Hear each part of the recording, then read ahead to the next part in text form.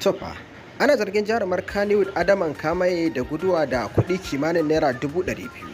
Masu kallo da masauraran mu sai ku biyo mu a cikin shirin namu domin jin yadda wannan al'amarin ya kasance.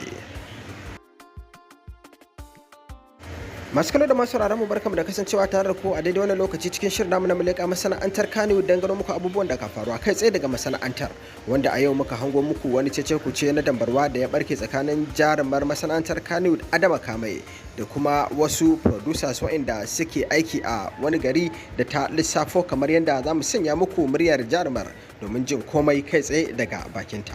Maganganun sun yada shafuka daban-daban na cewar Adama Kamaye ta gudu da kuɗi kimanin naira 200,000, wanda kuma mutane suna mata kallon cewar ta fi karfin wannan kuɗi naira 200,000. Sai dai a wata murya da muka samu ta jarumar ta karyata hakan, inda ta fito ta bayyana gaskiyar al'amarin da ya faru. To masu kallo da masu sauraron mu sai ku biyo mu domin ji daga bakinta, don masu iya magana ka cewa wai waka dai a bakin mai ita ta fi daɗi. Kada ku manta da subscribing da alamar ƙararrawa a kowane lokaci ku saurari muryar jarumar daga ainihin kai tsaye. Shajinki Hajiya. Yau abin da ya faru shine mun je aiki a wannan gari Kefi, an gayyace ni, an tura mun daga farko 100,000, so amma ban san me aka tsayar akan nawa za a bani ba, ko ya matsayin aikin yake. Na je na yi wannan aiki a matsayin zan kwana 4. Da na je zan kwana 4 sai aka samu kari over. Wato sai ake neman aka samu karyewar shadul sai aka ce ana son jarumar da za ta zo ta hauran din da ya kamata a dora ta a matsayin ita ce jarumar fim din. Sai na kira musu Zara Diamond, sai ba a shirya ba, ta ce ba za ta iya zuwa ba, ya mata nisa. So na tafi da kaya na siyarwa, da da kayan sayarwa sai na dan tallata a gurin da yake da jama'a. Shi wanda muka je wa ainihin aikin sai ya min ciniki. Mun yi ciniki ya kai kamar na 720 ne ko da 30. Na dai manta saboda lissafin kasan sai an duba.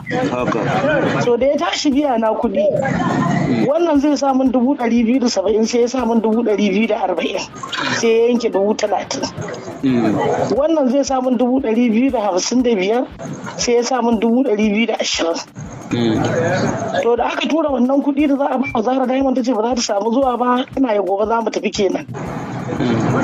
Ina saurare in ji ƙarin kwana biyun da na yi a nawa na yi su.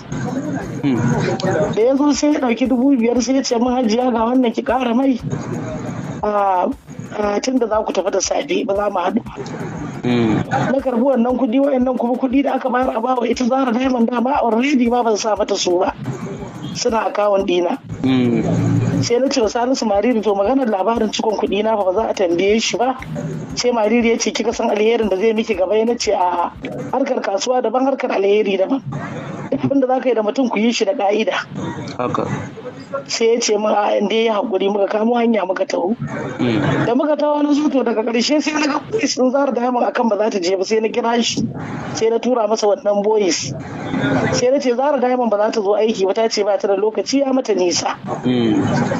To a da min da kuɗi, sai na ce to a yaya za a da kuɗi ba mai lissafin kuɗi na da nake bin ka ciko ba ka cika min ba. Sai ya haɗa ni da wani barista a nan Kano.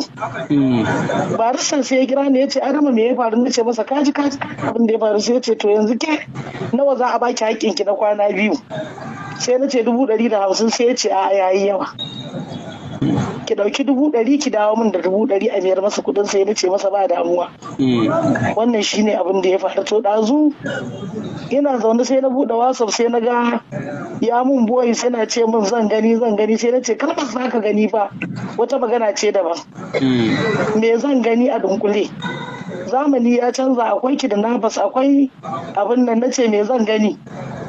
To sai baristan da ya kira ni ya ce min Hajiya don Allah ba girman ki bane, ki yi hakuri, waye dai. Nace to duk wanda aka ce ba ya hakuri dai an cuce shi.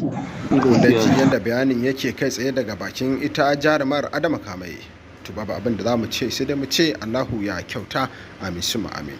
Kada ku manta ku ci gaba da kasancewa tare da mu, ku danna subscribing domin sanin me ke faruwa kai tsaye daga jaruman masana'antar Kannywood.